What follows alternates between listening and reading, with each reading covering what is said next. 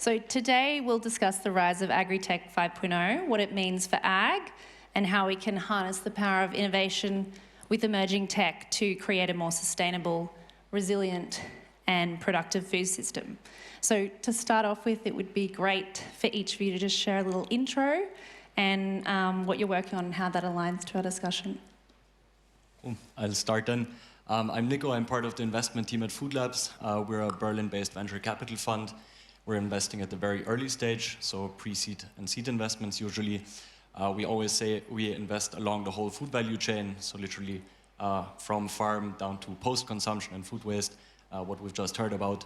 And yeah, in my day-to-day, I look obviously quite a lot into food tech, alternative proteins, everything that is somehow climate-related, and obviously quite a lot into agricultural tech as well. So yeah, I guess that's why I'm here. Great. Giulia?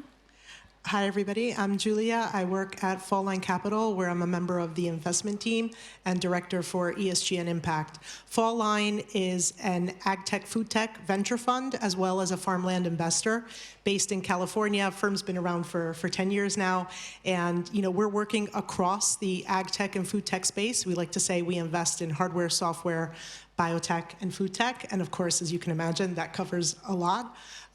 We're looking at a whole host of technologies, especially those that are, helping farmers face into the regulatory challenges that they will be looking at in the future, and that align increased productivity with lowered environmental impact and externalities. Philippe? Cool. Hi, Philippe from Climate Farmers. Pleasure to be here. With Climate Farmers, we are supporting farmers across Europe in the transition towards regenerative agriculture. We do this with our non-profit arm, which is the Climate Farmers Academy, by providing them with a farmer-to-farmer learning platform where they can essentially support each other in the transition towards regenerative agriculture, and on the for-profit side by helping companies to transition their supply chains and by providing transition finance to farmers through carbon and biodiversity credits. Great. We've got a great diversity on the panel here today. So I think to start off with, it would be good to just get a sense of what Agritech 5.0 means to each of you, and how would you define that and how it can be impactful? So we tried to define this wording at Food Labs, and for us it's kind of finding the right balance between productivity and sustainability when you do farming. So I mean, we're all aware that we're facing this kind of big issue of global growing population. We're about to reach 10 billion people by 2050. And in order to meet rising demands in food, farming productivity has to go up by 60 to 70%. At the same time, we also know that the way that we produce food at the moment is not really sustainable, accounting for approximately 30% of greenhouse gas emissions. So essentially, yeah, the challenge for Agri 5.0 for us at Food Labs is kind of implementing new technologies, which we'll be speaking about a bit later, but implementing them in a sustainable way so that we meet future food demands, but yeah, in a responsible way. Yeah, I'm not sure that we've sat down and put the label 5.0 behind our investment strategy, but just to cover, I guess, where we're at in 2.0 investing, 3.0 you're looking at mechanization, digitization, integrating models and data streams into your decision making. 5.0, from my perspective, that means looking actually outside of just the pure productivity levers that a farm is working on, but also looking at the environmental impacts and the externalities that go beyond the boundary of the farm. And so that's what, in my view, is taking it into the 5.0 space. Yeah, I think I have a very specific part only that I'm very interested in, which is essentially any technology that helps farmers in being stewards of the land and makes their life easier, because they have very tough jobs and they have a very crucial role in our society. And I think technology, and especially ag tech, should be there to support farmers. And unfortunately, a lot of the innovation that I see in the space seems to be developed without really keeping the farmer at mind. And I see always these things coming up, like I think my latest favorite was like a mask for cows to reduce methane gas emissions, which I don't think any farmer actually ever asked for. So I would love AgTech 5.0 to be actually technology that farmers ask for and that they want to see. So on that point of innovation, and some that may be relevant and some not, how would you say our global rate of innovation is tracking to overcome some of the challenges that we face? today and over the next decade? And I guess if it's not doing so well, why and what's stifling innovation? Can I please start? I think the innovation that we need to see is actually at the core of our agricultural system. So in the end, we need a mindset shift, in my opinion, from a focus on yield, as we have it right now, to a focus on soil health. So the issue that we're having, in my opinion, is that farmers get only paid for yield which they're producing. And this led to, well, the usage of a lot of chemical fertilizers and to depletion of our soils, which leads to the situation of droughts that we're currently having in Southern Europe, and to the fact that we have food which has calories but no nutrition anymore. So we need to start changing that, and we need to start focusing on soil health and supporting farmers in growing food from healthy soils. Right. I think that's super good from a farming perspective. I'll do it more from a venture capital point of view. So I think what we're generally seeing in Europe is that investment, or all over the world, that investment is going up. I've recently seen a study from, I think, McKinsey that showcased that basically investment in the whole agtech space compared 2012 to 2022 went up by 20x, which is far more than the whole VC space. So yeah, I think it's going in the right direction.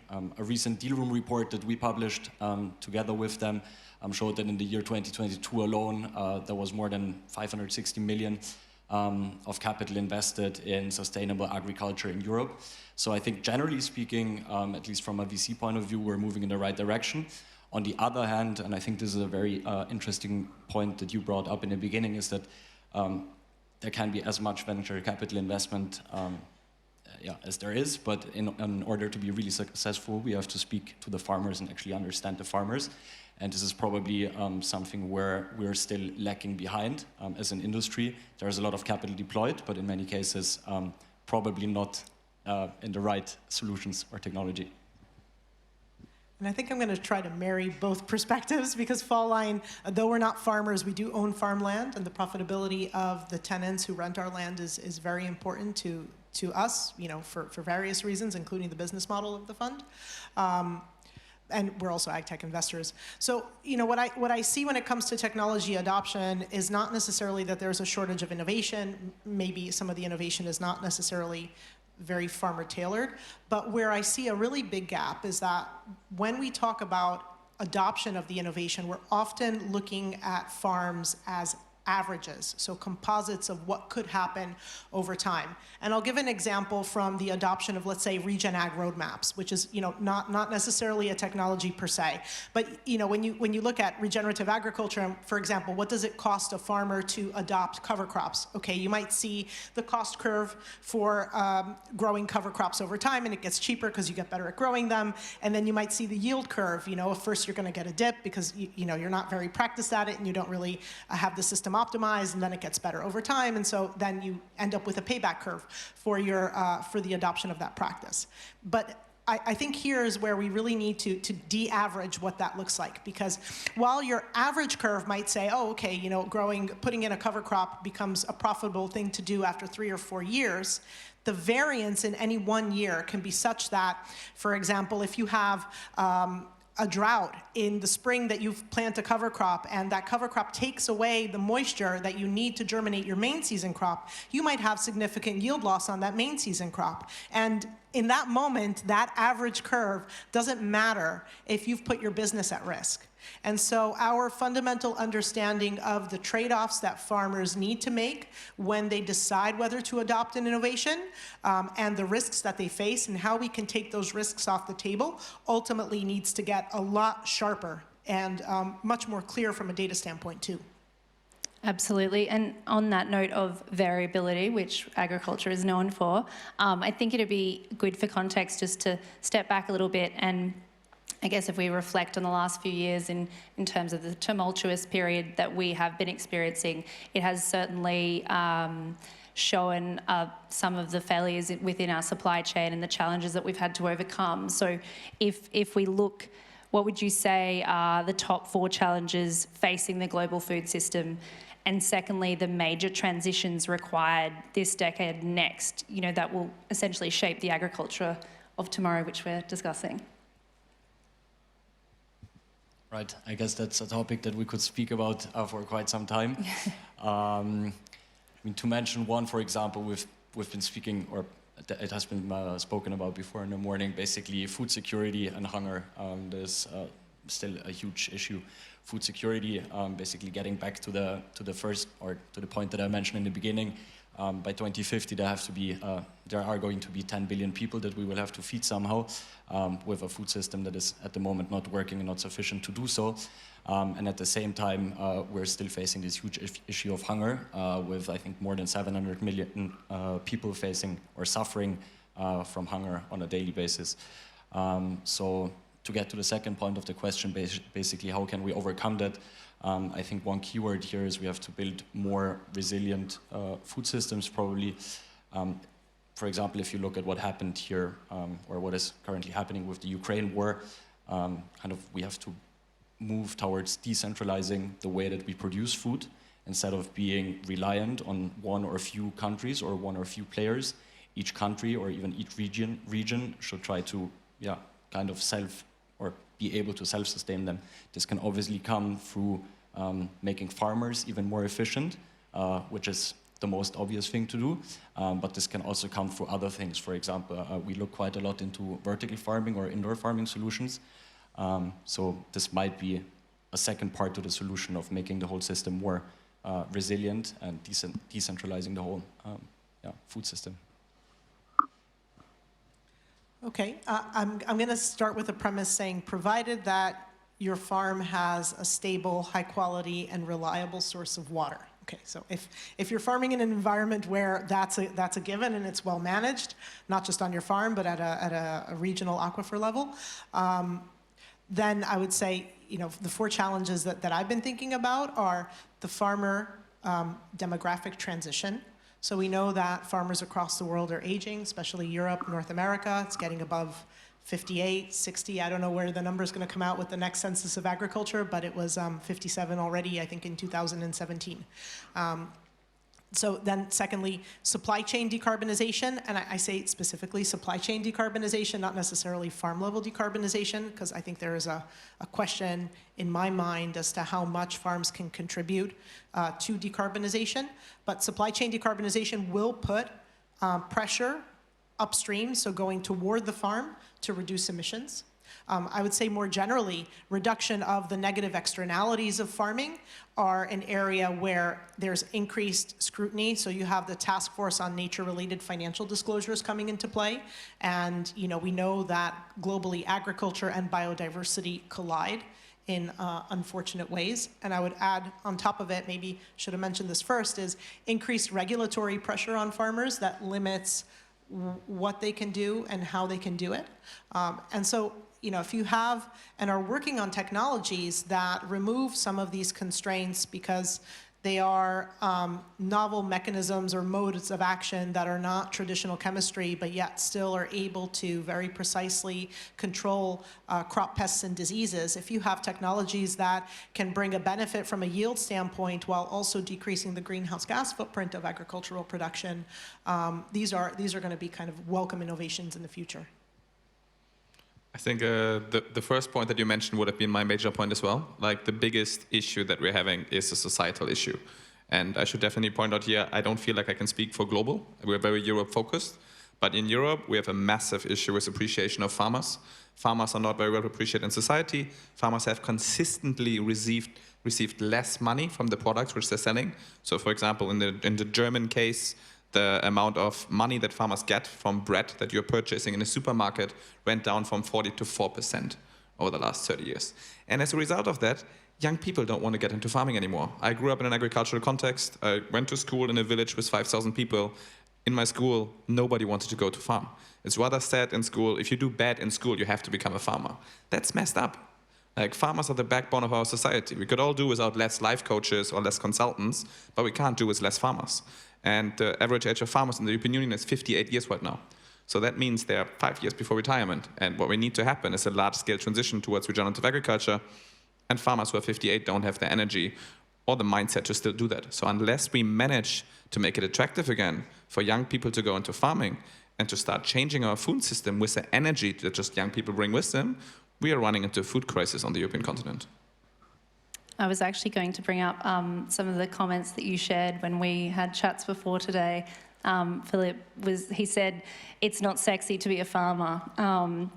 And not valued enough in Europe, and I am also from a farming background and can relate in terms of the perceptions of the industry. So I guess interested to know how we can better harness innovation to build these more resilient, productive food systems, and how we can help to build that appreciation for the agricultural industry.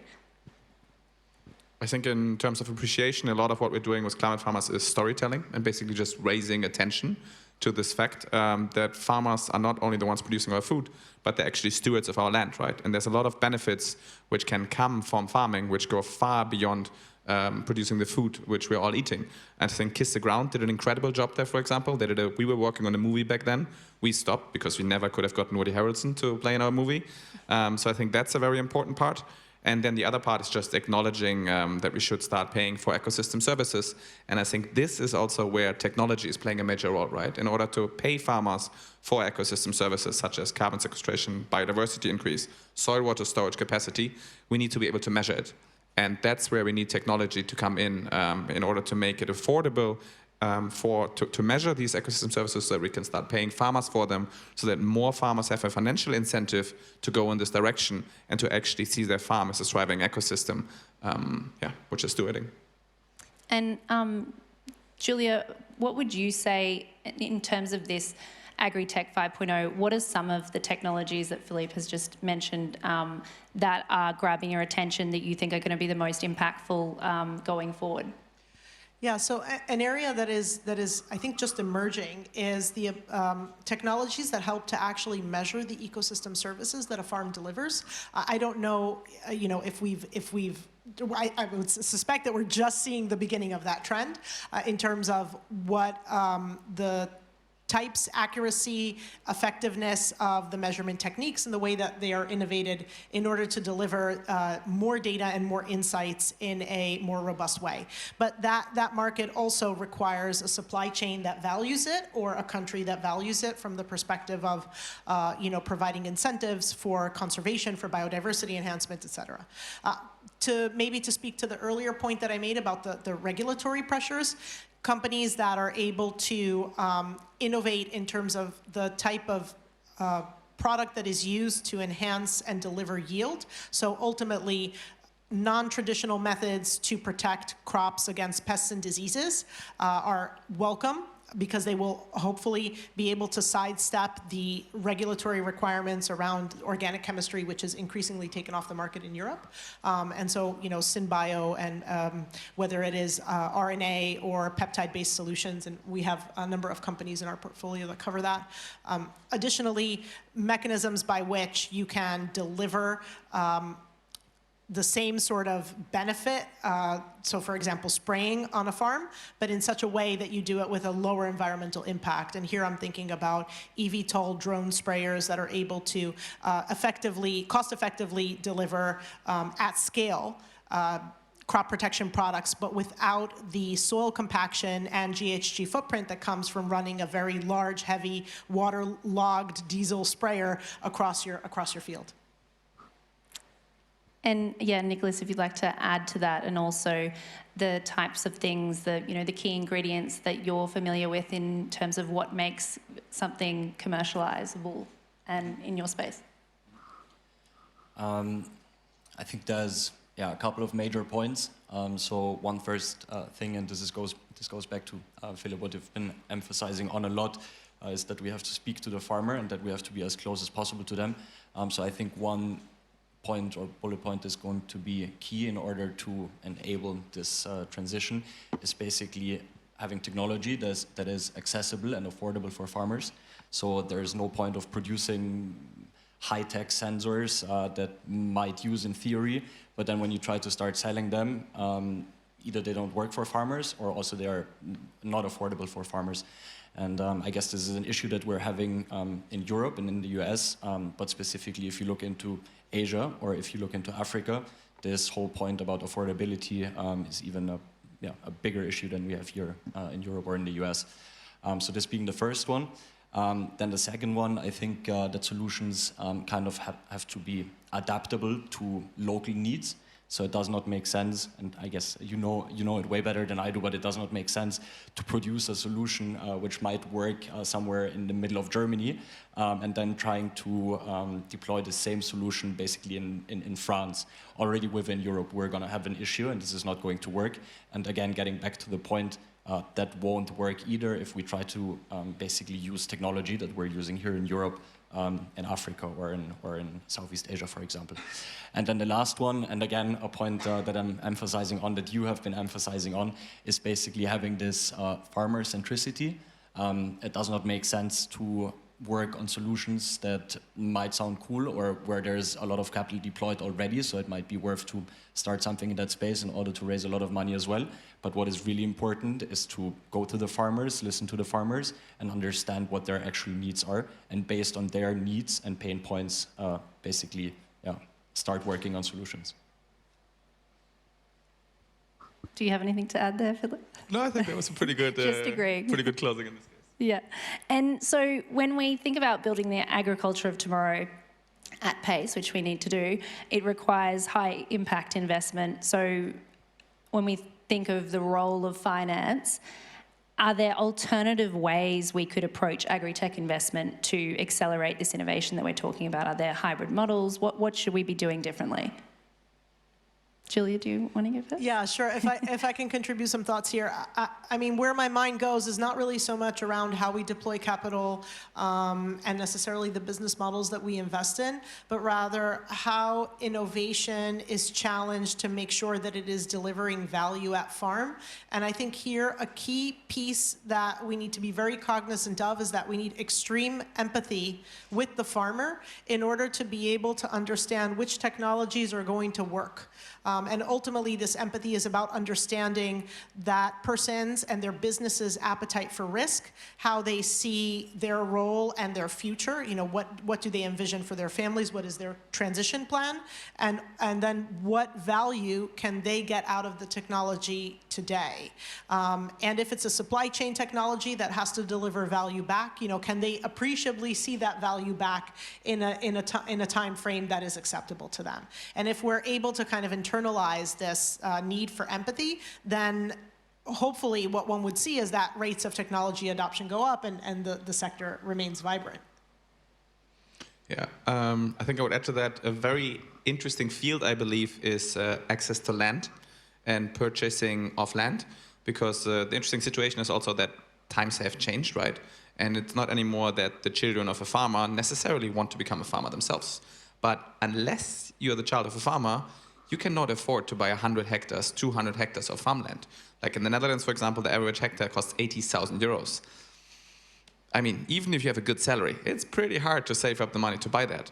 At the same time, we have a lot of capital right now with a very risky financial situation, and it's a very profitable business to buy degenerated farmland, to give that land to a farmer, to give the farmer a good lease contract for 10, 20, 50 years, to see that land regenerating, increasing in value, and providing ecosystem services for all of us and fighting climate change at the same time.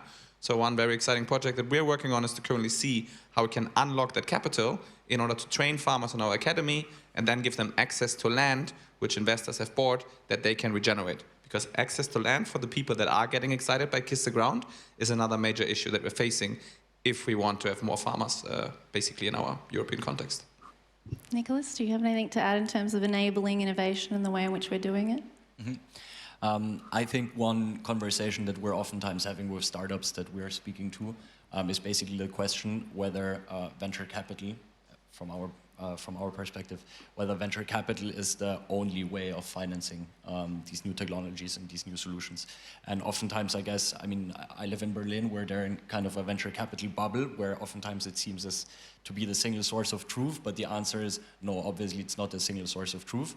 And oftentimes it's actually not even the right thing to go after for a company, but there's other ways of potential financing. So this can be either through grants, and don't get me wrong, it's also not easy to get grants, but there's a lot out there, I suppose, which it's definitely worth applying for.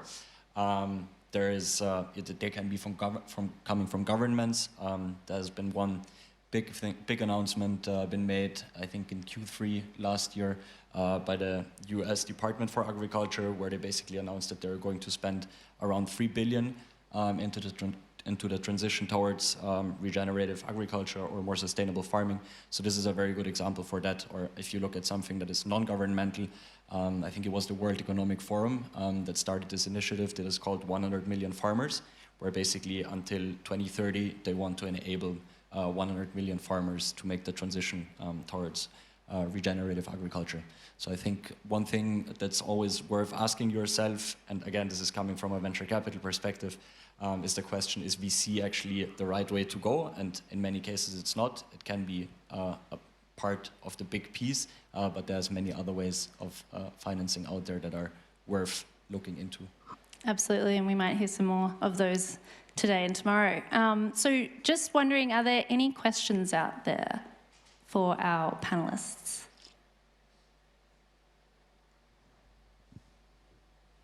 Sounds like there are none. Well, I have one more. So in terms of innovation and harnessing innovation, where do you see the greatest gaps for us to make rapid change? I guess it's a very specific answer, but when looking at statistics, one thing that is heavily underfunded in Europe and globally is basically sustainable fertilizer. But I guess everyone's aware how important sustainable fertilizer is as a product. So I would say this is definitely a topic that I myself and we at Food Labs, and I guess other funds as well, are heavily looking into in order to find solutions that are efficient, but that are more sustainable at the same time. Giulia, do you have anything to add? Or have we got a question out there? Sure, We'll just finish this off and come back to you. We've still got a few minutes.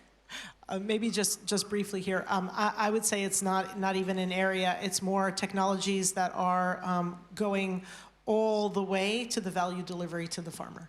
And so it's really about those that take it to the point where, you know, there is a clear, demonstrable, repeatable, and from the VC perspective, scalable. So being able to be repeated across either different growing systems or different markets for that technology to have a positive impact on the farm's bottom line. Absolutely. Do you have anything to add?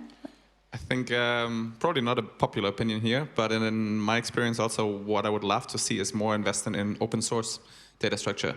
Not very VC friendly, I know that, but I know for farmers it's very hard to understand what are the consequences of the action, especially in consideration of transitioning towards regenerative agriculture. So what would really help would be to have some open source data platforms where farmers can see how the transition was going for other farmers and can therefore make better assessments in terms of the risks that they're taking. And I think to have that as an open source platform available would be a massive change. Absolutely. And now back to that question. And the question. Hi, Natalia from the startup Mash Labs here. Just because also the public funding was mentioned, and I don't know if the audience can answer this question, but what we face, and we do it a lot when applying for the public money from Germany or from Europe, that you apply, then you have to wait for 1 year till you get the money. And now comes the problem, you're not allowed to start the project then. So how can we drive in Europe innovation with these processes? Because you can't rely on the public money, because then you're not innovative, you're just slow. Anyone want to add to that? Any? I mean, we received 750,000 euros in public money from the European Commission. So I think for us, it's more like we have a core business which essentially is running. And then at the same time, we're looking into public fundings and we see them as add-ons, right? So they're not the core of the business, but we're working with academic institutions together. We're handing in public funding applications. And when they work out, it's really nice and you can implement the projects, but it's not something that I would rely on. I think that's the most important thing, to not rely on these as your main funding source. Did either of you have anything to add there? Right. Well, we're wrapping up on time, and if everyone would like to clap, give congratulations to these talented individuals. Thank you.